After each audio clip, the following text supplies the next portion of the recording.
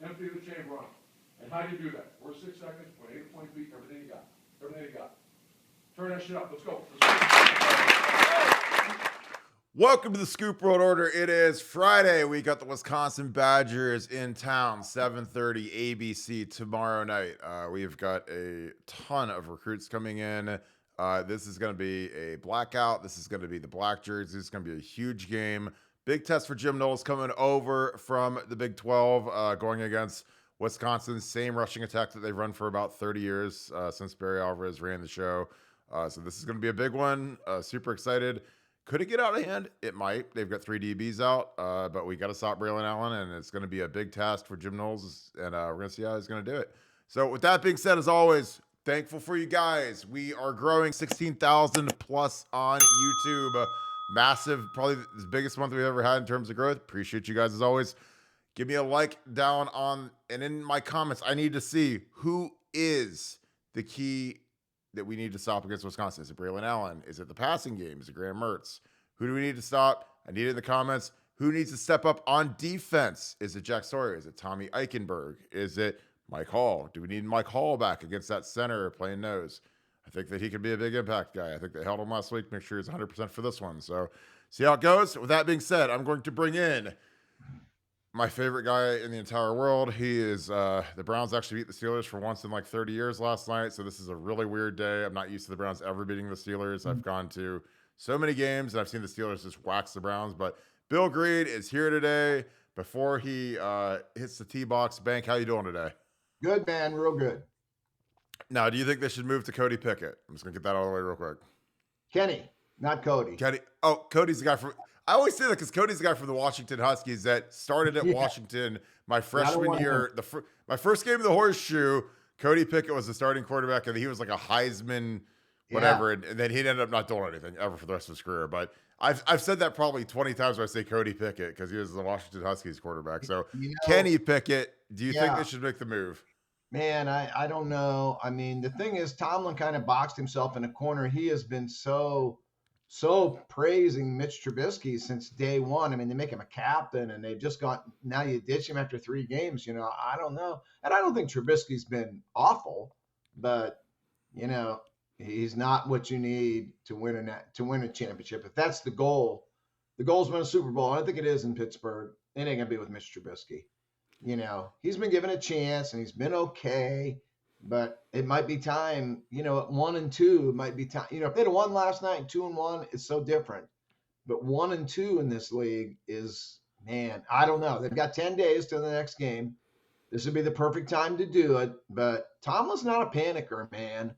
And does this come across as like a panic move? It might. So I don't know. I'm not a big Kenny Pickett guy, but yet, you know, I don't know. We'll see.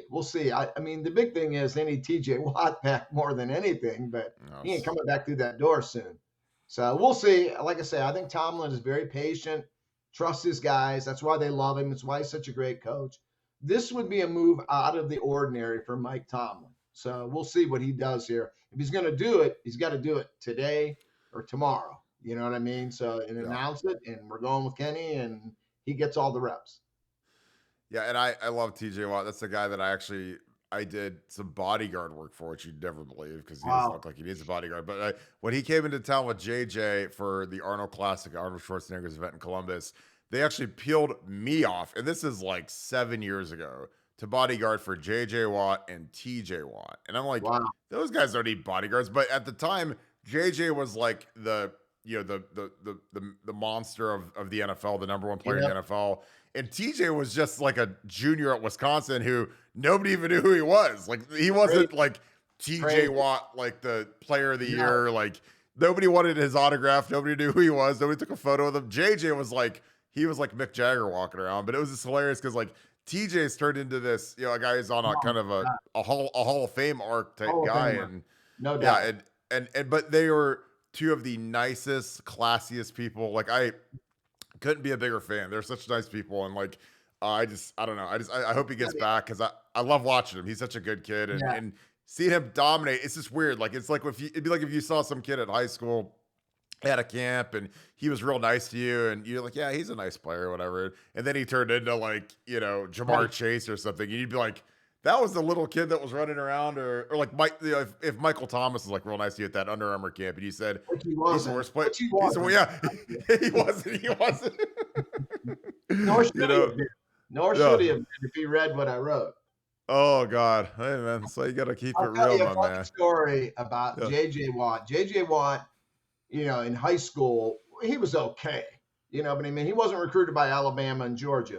Trust me. So we had him as like a 2-star or 3-star. Alan True. I mean, I thought it was cool that we even had the guy listed. So Alan True was our national guy, the Midwest guy, and he ranks him 2-star, 3-star, and the offers showed that that's what he was. Even Wisconsin didn't even want him, coming out of high school. So J.J. Watt's dad writes Alan True a very nice, I've gotten some dad emails before, and they're not nice at all. He was very tactful, but he just said, you're missing the boat on my kid. I'm just telling you, I respect you. You do a great job. You're missing the boat on my kid, JJ, and I was like, yeah, right. So we had a good laugh about it. And then it was like, yeah, he's not bad, and then it was like, he's a superstar. So TJ comes along and Alan True's like, he gets a hold of me and he's like, look, I don't want to hear from this dad again, but I don't think this kid's any good. He goes, you watch the film. And he goes, and be honest. And if I'm wrong, tell me I'm wrong and we'll bump him up.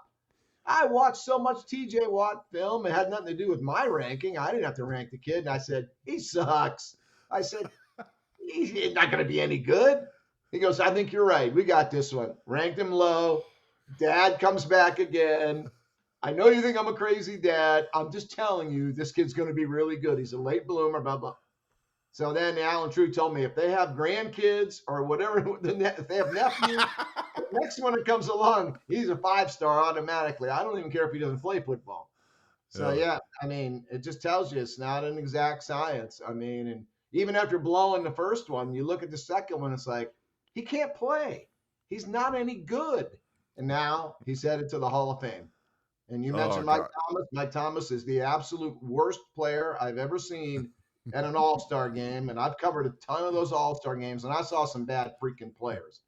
I saw that O-lineman that Ohio State was going to take under Urban. Who was the kid from Colorado? Dude, he was not Moretti. Moretti? No, before him. Oh, my gosh. I can't think of the guy. It wasn't the kid that went to Auburn, is it? The kid from the Colts that you said like he pulled out of the drills? He came to Ohio State. I can't think of the kid's name, but he came to Ohio State. It didn't last, and he was terrible. We saw him in an all-star game. I remember Joey O'Connor. That's him. And he was the nicest kid in the world, but he couldn't block me. So you see these, but Mike Thomas was worse than him. Mike Thomas, I would not have recommended for Akron or Kent. He was slow, he was skinny, and he had bad hands. And he was so abused in that all-star game. He didn't belong there. Keyshawn got him in. And now you look at him now, he is headed to the Hall of Fame. And I have so much respect for that guy, for what he turned himself into. I mean, I love those stories. I love being wrong on him. Man, he good for him. I was happy to see that from Mike Thomas. And he did it all through hard work. You know what I mean? He didn't grow 10 inches, and he didn't all of a sudden become he became what he became out of hard work. So yeah, and that'll be wrong on these guys. I'll always love Mike Thomas because in 2012, when Urban took over and we had the spring game, we had a draft where we would draft by position. And, I was on Tom Herman's team. I was like the O-line coach on Tom Herman's team. Ed was on the other team. So we're going down the list, and I had like a cheat sheet, a mock draft. Like I put in an Excel thing where I had every guy listed. And I was looking at our receivers, and Zach was on the other team, so he took like Philly Brown, the guys that actually played, Evan, and so Devin. Yes, I mean our receivers, like we were literally starting a walk on, and I'm like, Tom, we need to take Mike Thomas. He's a scholarship guy. Like, I mean, we don't even have. We're starting like 2 walk-ons at receivers. Like, take Mike Thomas, and it was like when you open up, it's not like a fantasy football draft where it's like, okay, I take Pat Mahomes, okay, you take Ezekiel, whatever. It's like you open up a position. Okay, we're opening up the X wide receiver, and then you draft all the X wide receivers. All right, we're opening up the Z wide receivers, or if it's just wide receivers or just tackles or whatever. So you got to there's some. It's not just like I want Braxton Miller. Okay, you take whoever, Malcolm Jenkins, whatever. It's like you have to open up a position, and then you draft every player in that position. And like we were getting down to it. I'm like, dude, we got to take Mike Thomas. He's a freshman. He enrolled early. He went to military school, so he's actually like a sophomore. And Tom opened up another position, and I was like pissed. And he said some smart ass thing about me like having a hissy fit, which I still laugh at. I thought was funny because I was like, what the fuck, dude? Like, I was like, what the f, dude? I was like, we gotta take a receiver. And so we take Mike, who I mean, the guy's could have had a lower opinion on. He goes out and has like 11 catches for like 113 yards. Doesn't run the right route on a single play. It was just him and Braxton just like freestyling, like they're in the park, like just like go get open, and he did it. And I was like, I'm sitting there, and we won. He like carried us to victory, and then he didn't play, and then he redshirted. Right, he redshirted. You don't get many JUCO kids that you bring in and they redshirt. You know how bad a JUCO kid has to be to redshirt? I mean, or with Mike. JUCO, I mean, with Mike. It's amazing. What he turned himself into is amazing. Mike went to military school. He's an amazing runner. He's like the prototype now. Mike went to military academy with Cardell. They sent Cardell there so that he could get a year of separation from Braxton, because him and Braxton are the same recruiting class. So it's like, now we take two quarterbacks in like every class, it seems like. But back then it was like, well, let's get a year of separation, then we'll redshirt Cardell so he'll have 2 years away from Braxton so he can actually play. And then they sent Mike Thomas there, and so Mike plays as a true freshman, even though he's like a sophomore age, because he went to military school. Because military school basically replaced his freshman year. It was like it's like 13th grade, and so plays as a true freshman. Then he redshirts as a sophomore, which is like a third year out of high school, and that's like most kids are in the transfer portal or they're gone. You can't play. Yeah. If you get to that point, you're 20 years old and you are who you are. Yeah. And then, Mike just hits this spurt where he turns into this monster, and you're just like, oh my God. Monster. Yeah. And we won a national title, and he catches the ball from Evan, in the corner of the end zone, that little reverse pass. I mean, it was just crazy. But we're gonna get on to Wisconsin after we talked about TJ and JJ too, the nicest, classiest kids in the world.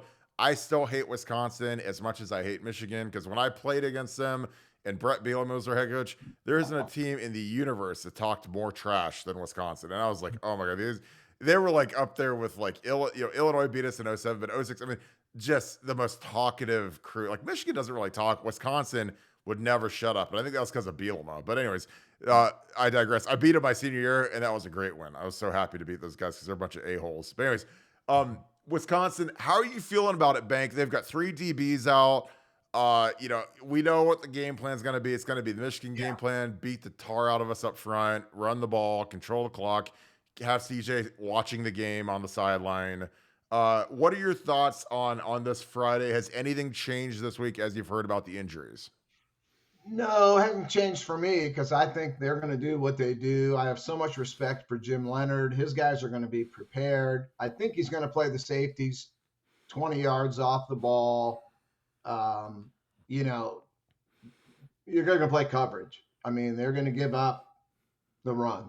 You have to choose your poison here. And I think his poison is going to be to make them drive 80 yards, 12 plays, and hope they either screw up and turn it over on the way down there, or you can force them into a punt. Or if they do get down close in the red zone, you fight like heck and you hold them to a field goal, and maybe 6 minutes just came off the clock.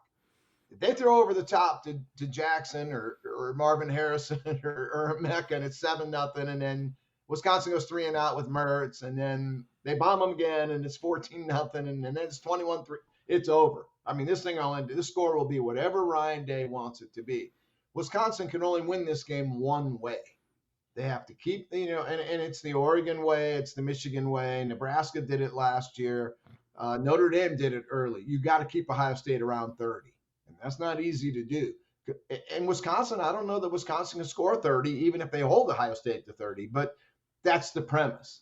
If this thing ends up a track meet, then you only have one school running in this track meet. It's hard to win a track meet when your team doesn't run. There's 8 flyers running up and down the lanes, and Ohio State's getting all the points.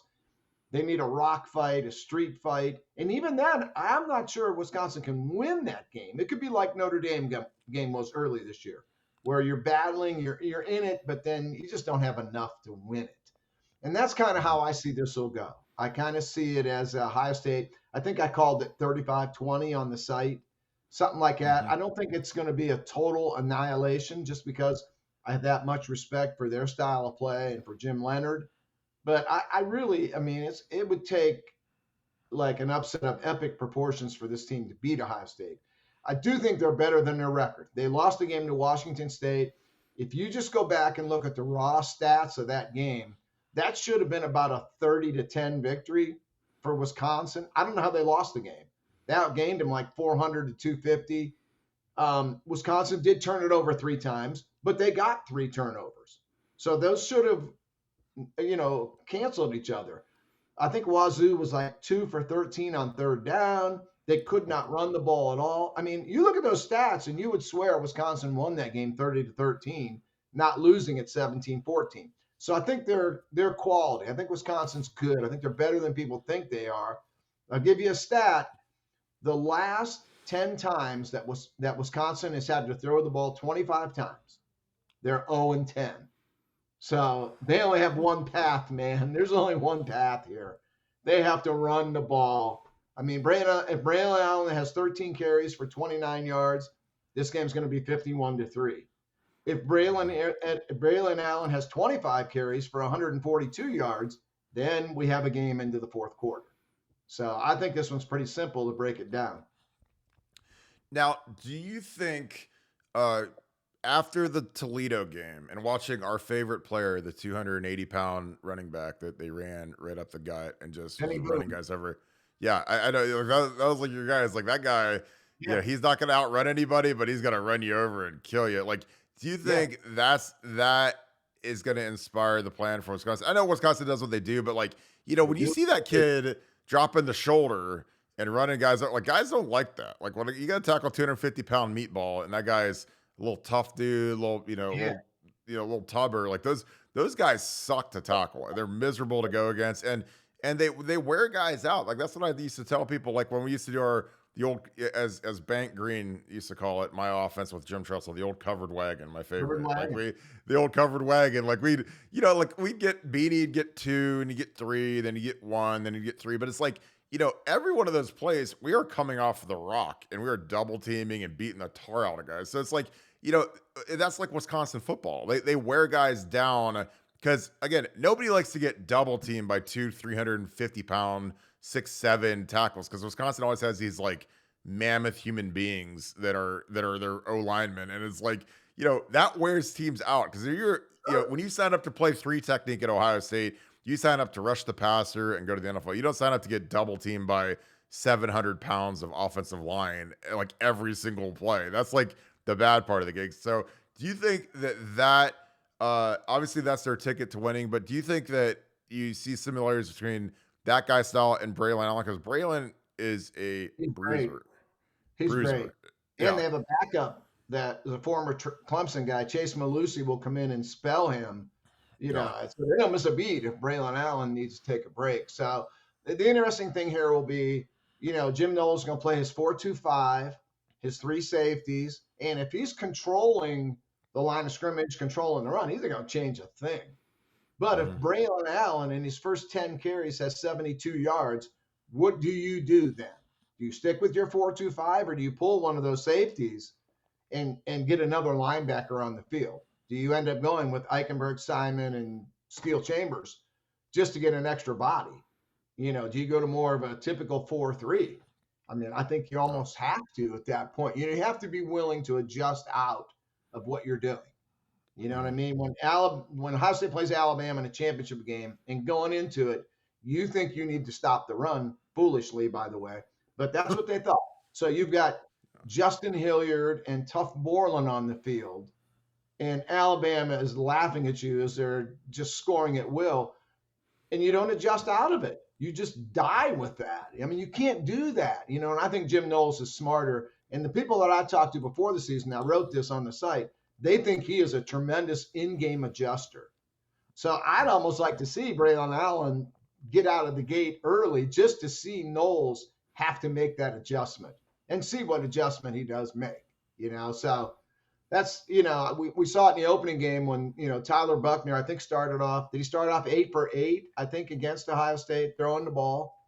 And then he finished like his last 8. I think he completed 2 or something. So Knowles is great at this. And I'd almost like to see Wisconsin get out of the gate running the ball just to see the adjustment from Jim Knowles. When you love the chess stuff like you and I like, Yep. of course, it's better if Ohio State wins 75-0 for our website, but yet for us, I think it'd be kind of cool to see Braylon Allen get loose early just to see what Jim Knowles does.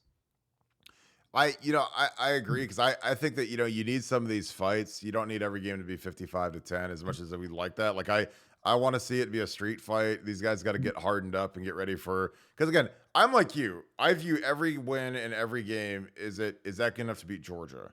That's the only lens I look at. Is it good enough to Where beat you're Georgia? at. Because that is the right now. I think that they are head and shoulders above everybody. And the only thing that makes people happy around here in Ohio and the Ohio State fan base is you win the Natty. So the team that's going to be at the end of that Yeah. gate is going to be the Georgia Bulldogs, because no one's going to beat those guys. But I totally agree with that. Like I think it'll be interesting to see if we run 3 defensive ends, because we did that last week. We put Tyler Friday in with JT, and Jack Sawyer did the stand-up Jack. So Yeah. honestly, if you put a gun to my head and say, Kirk, who would you put in at Sam linebacker when they have a tight end in line? I'd put Jack Sawyer there. And I'd put JT and Zach Harrison and Tyleek and whoever Yeah. else, Mike Hall, Jerron Keach, because Jack's 267 and he is a load for a tight end to block as the 9 on the outside shoulder of the tight end. Like that guy will set the edge. Yeah. He's running really well. I mean, he gets there with force and violence. And again, like I don't know if they'd run the 3 DNs, but they did it last week. They did a lot against Toledo because they put Tyler Friday in, Yeah. and they, when they were doing the 3-down Jack thing. And honestly, it's going to be interesting to see how he deploys the Jack, because I love the Jack just because I evaluate defenses on how big of a pain they are for offensive lines to block. And when you have that Jack standing up and walking around and he moves around right before the snap, that's really hard to adjust to, especially when it's, in Ohio Stadium and loud. And, when our defense is on the field and the stadium will be rocking and loud, it's hard for the O-line to point and adjust when Jack Sawyer moves around and picks holes. And based on the calls that he gets from Jim Knowles, he gets to do he does different things. Like he might align the same way Yeah. 3 different times and have 3 different responsibilities. So it's like, that is miserable to try to block and You move him emulate. around, and he kind of takes his shot at everybody on that O line. Do you remember Oh yeah. when Ohio State, and I'm sure you do, remember the Khalil Mack day? Oh, absolutely. When they moved him around and he got to abuse everybody. He didn't just Absolutely. take advantage of Taylor Decker like people thought. No, he got Corey Lindsley. He got a little bit of everybody. They moved him around and he torched every O lineman that tried to block him. And when they doubled him, he was too quick to double. He was just too good. And that's what I see out of Jack Sawyer, a guy that doesn't stay lined up over the same O tackle for 60 plays. He's over here, then he's over there, then he's in the middle, and he gets to take his shot at everyone. And good luck. You better have him identified, and you better not miss your blocking call and leave him free, because he's going to kill someone then. That's when turnovers come. So, yeah, I agree with you. That Buffalo game was my first game out of coaching in 2013. I was sitting next to Gordon Gee, who's the president, in Gene Smith and Sheila Smith's suite. And I remember I texted Urban in like early August, and I said, look, I know that it's Buffalo, and I know that you don't, it's not Bama or Georgia, but here's a scouting report. This guy's a projected like top 20 pick. So you got to take this guy seriously, even though his jersey doesn't say Florida Gators or Seminoles or Right. Clemson Tigers. Because, sometimes, like, with Urban, it's like when you're playing these MAC teams, like, oh, they don't have, it's MAC school or whatever. But it's like, I'm like, no, this guy would start anywhere in America. He'd start for us and he'd be our best player. And I knew that Taylor might struggle in his first start, but when he was whipping Jack Muhort, who was a fifth-year senior, He got them I all. was, oh You God, know?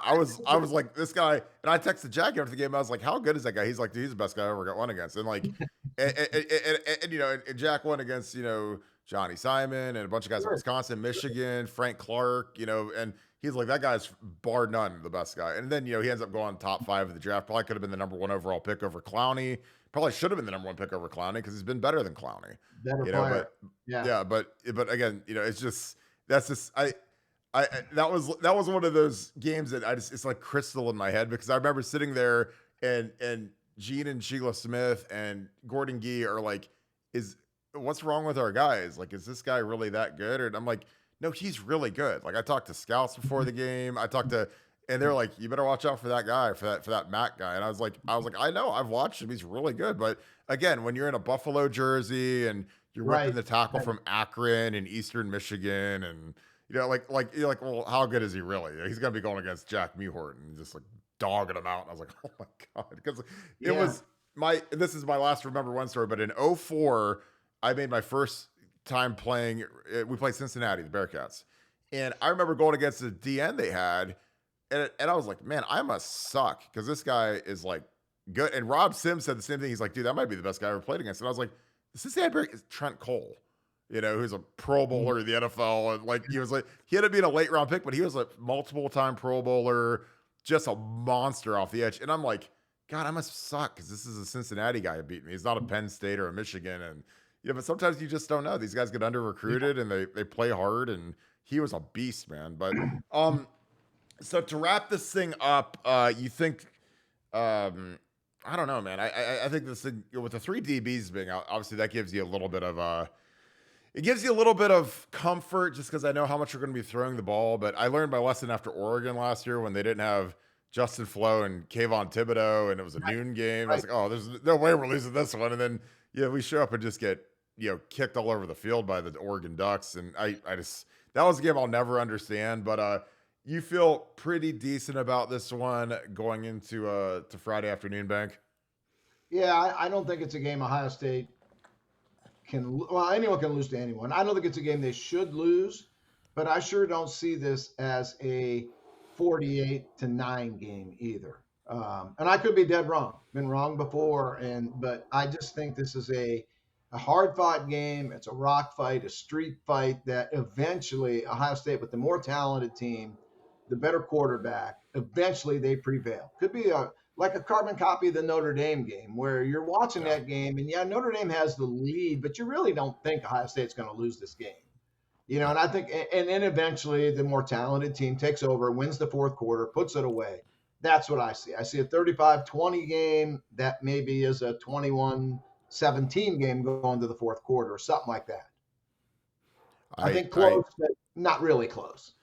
Yeah, that's how I feel. Like I think that these guys, they'll score on us a little bit, but they're not. I'll never feel like super uncomfortable because we've got the far superior quarterback, we've got the far superior skill guys. So our O line's coming along. They're playing physically. So but again, like that's you're physical, but our Wisconsin's a different level of physical because they get out of the training room and get their ankles taped and they're already hitting the blocking sled. And I know what it's like playing Wisconsin, because it's like you got to take a couple extra Advil on the Tuesday before the week just to get your body right, because it is a physical with an F type game. Mike Singletary used to say that.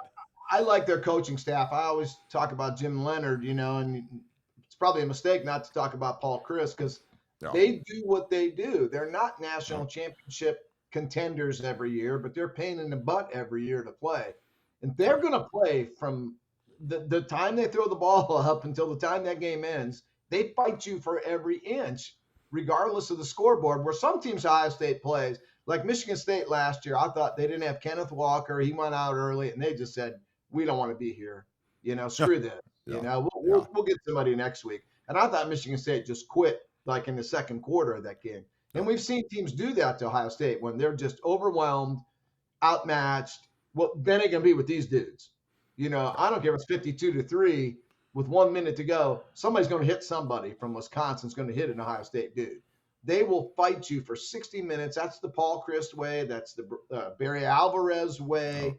Jim Leonard. That's just what they coach and how they play. They play so freaking hard, for 60 minutes. They just don't have the talent. They're not Bama. They're not Georgia. They're not Ohio State. They're not USC. But they do what they do. And, I think it'll be a good game. I think it'll really be a good game.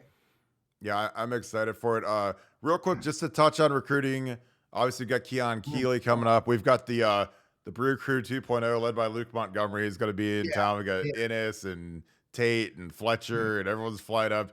Do you think that helps when you have that kind of that system around Keon Keeley? Hey, these are the guys that can be your teammates. You've got 5-star receivers, a 5-star tackle in Luke. You got all this, Will Smith Jr. You got all these kids around you. Does that help with Keon Keeley? Sure it does. Make him as familiar. I wish he'd come every week.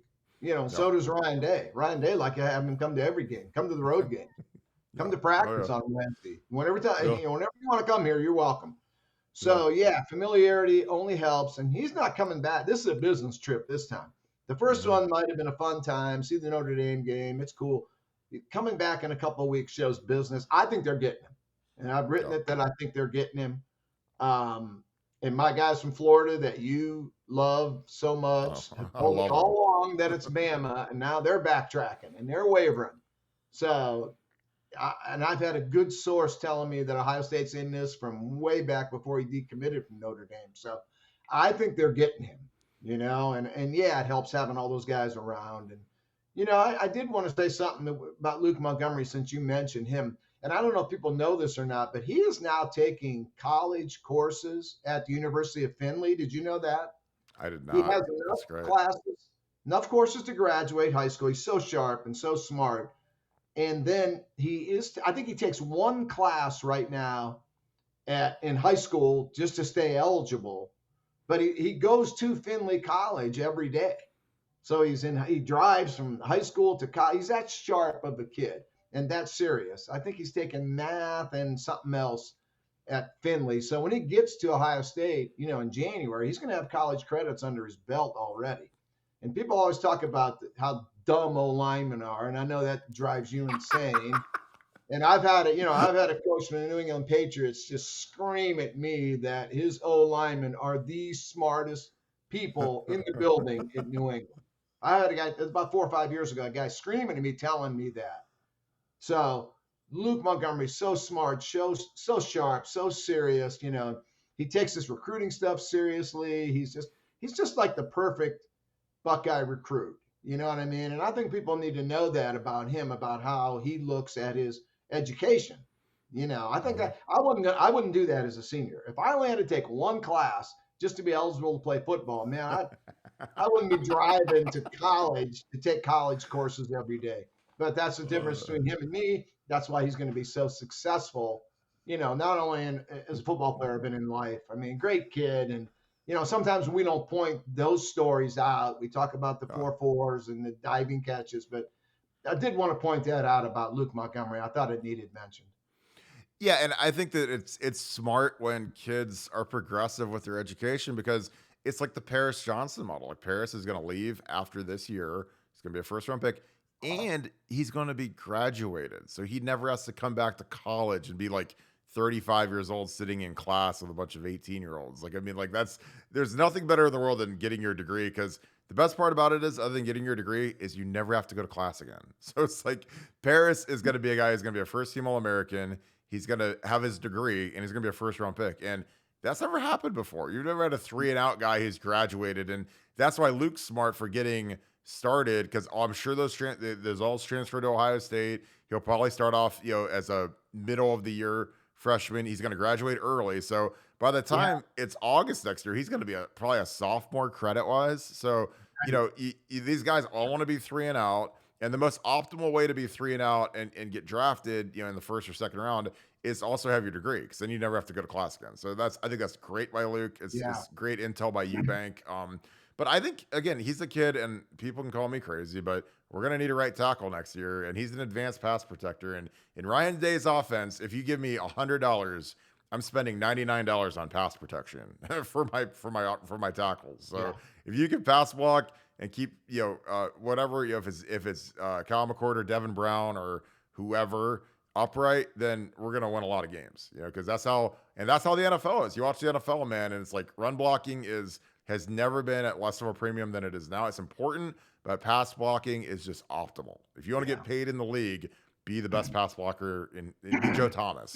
Joe Thomas is going to be a first ballot Hall of Famer because he's a pass blocker. So, and that's a good Wisconsin boy too, who's actually my age. So I appreciate you, Bank, as always. I hope you have a great weekend, my friend. Go hit him hard and straight on, hit that little white ball today. All right, my man? Got it. You got it. All right, brother. I'll see you, my man. That was Bill the Bank Greene, the best recruiting guy in the entire world. My guy, only on BuckeyeScoop.com. Just a fantastic analysis of Wisconsin, some inside stuff. The TJ Watt story was great. And, some stuff on recruiting. So if you enjoyed that, Bank has the incredible, legendary Bill the Bank Greene chat every Thursday. It goes on all day. It is epic, and we have a blast on that. I'd love to have you guys join that. He's got a ton of recruiting intel coming from this weekend. He's got the best sources in the South. So, I mean, his guys in Florida are just nails, so it's great. But I'd love to have you on BuckeyeScoop.com. We got the game thread fired up. We're talking analysis for Ohio State. We did an all-22 film breakdown, which you can also find on our YouTube right now. Take a look at it. So I hope you guys are having a great weekend. Got to beat these Badgers, man. So go Bucks, beat Wisconsin. Thank you, as always, Buckeye Nation. Thank you, Scoop family. Comment below. I want your score predictions and shout out where you're from, because that's still my favorite thing, is where you guys shout out where you're from and give me your score predictions and give me your game MVPs. So I'm asking for a lot, but I love reading your comments, and I appreciate you guys as always. If you enjoyed this, leave a like, and I'll see you on BuckeyeScoop.com. Thank you, Scoop family. Thank you, Buckeye Nation. Beat Wisconsin.